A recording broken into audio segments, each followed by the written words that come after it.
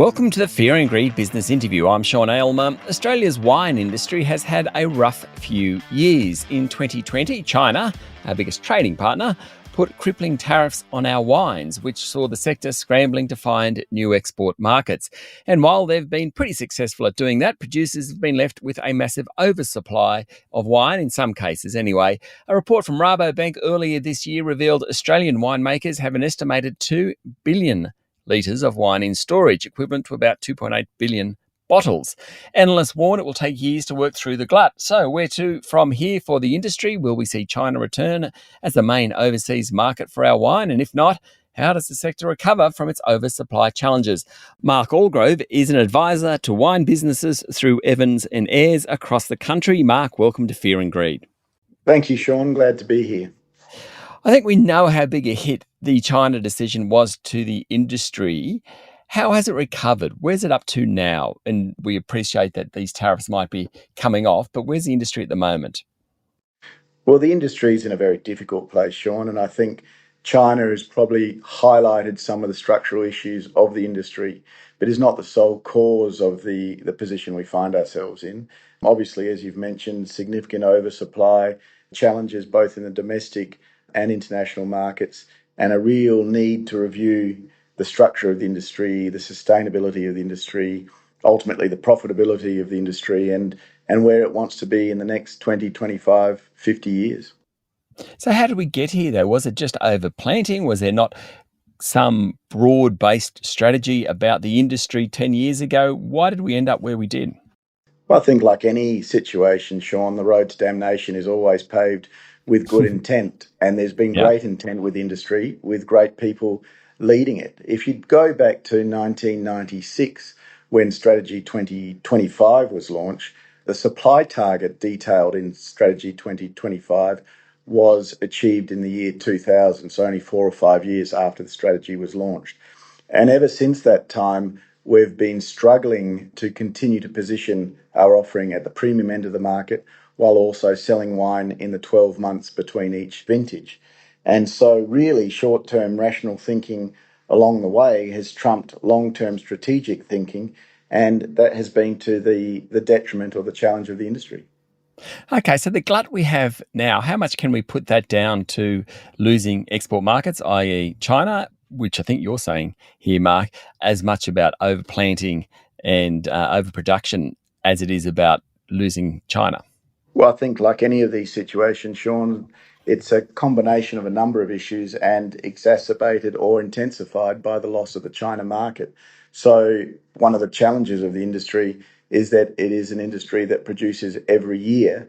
And if your tanks are full and your barrels are full and you need to clear that storage space for the incoming vintage, then you need to make decisions which impact the profitability of your business, impact the brand position of your business and your industry, and make it more challenging the next time around. So how successful has the sector been at finding new markets? So I appreciate what you're saying there, but that's a pretty good incentive to go and find new markets or even increase exports to existing markets. How well have we done in the last year or so? I think we've done pretty well, but the reality is that major markets like China, like Rome, weren't built in a day, and they're the result of many, many years of relationship building, of investing in a market, of visiting a market, of presenting your product, of building your reputation. And you can't just switch off from one market, specifically or especially one the size of China, and find another equivalent within 12, 24 months. Stay with me, Mark. We'll be back in a minute.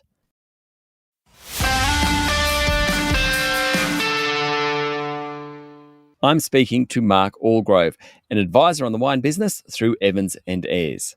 What about domestic demand? Are we drinking more or less than we used to of local wines, of Australian wines?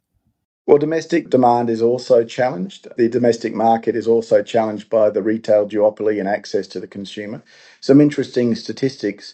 In 2020, September 2020, the domestic market was effectively 362 million litres, and it was growing in value and volume by 8% and almost 5% respectively. Now in 2023, that volume has dropped to 334 million litres and falling in value and volume by 5% respectively. So Not only are we challenged by the access to the consumer, we're challenged by some consumer consumption trends, but we're also challenged by the influx of wine that was previously sold in international markets like China, putting price pressure on what is on offer here in Australia. Okay, so what's the solution to all this, Mark Allgrove? Is the sector in trouble for a few more years? Is there enough thinking about the next decade? The solution is not an easy one, and if I knew the answer to that, we would be putting it in play. I think the industry is challenged for a number of years. I think the industry needs to look at itself and how it gathers the data on itself and how it deploys that data, both domestically and internationally. It does need more thinking. It needs strong leadership. It needs strong representation, and it needs the courage to make some strong decisions if it is going to remain an icon industry for Australia, a tourism industry for Australia, a regional industry, and all the other elements that bring great value to Australia through its wine industry. How do you do that, though? Is it up to the sector itself to get together? And I mean, a very competitive industry as well. So we're talking about the Australian wine industry, but there are tens of thousands of employees in that sector, I'm guessing. There's certainly hundreds of producers, probably thousands of producers. So actually getting together isn't that easy. Is it a role for government to step in? Is it a role for a peak body? Who should be taking the reins with this? There are a number of players, as you say, in the industry with over 2.5, almost 3,000 wine producers spread across a large country in an industry that's really polarised between large businesses at one end, almost 20 odd businesses that represent roughly 75 or 80% of production, and the rest that are artisan producers in regional Australia. And gathering those differing opinions, those differing needs and wants is a very challenging thing. On top of that, representation is at both national, state, and regional level, is quite fragmented beyond that through winemakers and grape growers. And it will take strong leadership, I think, from the industry, probably supported by government, but led by industry, to map out what the industry wants itself to look like. And that can only come from industry. It can't be pushed upon it or enforced upon it from government. It has to be something that's led by industry so that it charts its pathway to where it wants to be in the future. And is that happening at the moment? Is there some sort of peak organisation, at least talking to the 20 majors about what's going on? There's always conversations going, and yes, the answer to your question is there is Australian Grape and Wine Australia that are continually talking to the majors and more broadly the industry. But I think there's probably a lack of courage in the industry to make some really difficult decisions. There's roughly, depending on the estimates, 30% oversupply or over planting in the industry. And the pathway out of that needs to not be targeted at one specific region, one specific variety. It needs to be a visionary strategy that's implemented across the whole industry. What about wine tourism? So my hometown is Orange in central west New South Wales, and when I grew up there, we didn't have a wine industry. It is a totally different town on the back of many things, but one of the chief changes in Orange is the development of an incredibly vibrant wine industry. I understand wine tourism, but it's almost, I'm trying to get your take on what it means for towns and communities, because we're talking about regional Australia here. We're not talking about the big cities, but certainly in the Orange example, it's changed the mood of the town almost.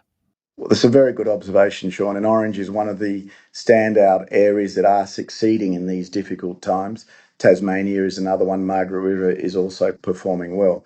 Tourism is a key component not only to the wine industry, but to what the wine industry provides to Australia and to regional communities through destination creation, through employment, through investment in the economy of those regions. So tourism and being able to create markets for your wine directly with consumers is hugely important to the wine industry. So if we start on January 1, Mark, what is it that you want to see? I mean, I know you've been speaking, but what's that very first step? Is it someone from one of the majors ringing up another person and saying, hey, let's talk about this? The future requires a lot of thought, it requires a lot of courage, and that needs to be in place now. We are often being told to not waste a good crisis, and I think most people in the wine industry would accept that we're in a crisis. If we don't think about what needs to be done, and as you say, take action with the courage that's required, then we run the risk of that crisis turning into a catastrophe. So January 1 or today or even yesterday We need to be sitting down, charting the way forward, but more importantly, putting in place the actions and having the courage to put in place those actions that will ensure the wine industry continues to thrive into the future. Mark, thank you for talking to Fear and Greed. Pleasure. Glad to be here. That was Mark Allgrove, an advisor to wine businesses across the country through Evans and Ayres. This is the Fear and Greed business interview. Join us every morning for the full episode of Fear and Greed, Australia's best business podcast. I'm Sean Aylmer. Enjoy your day.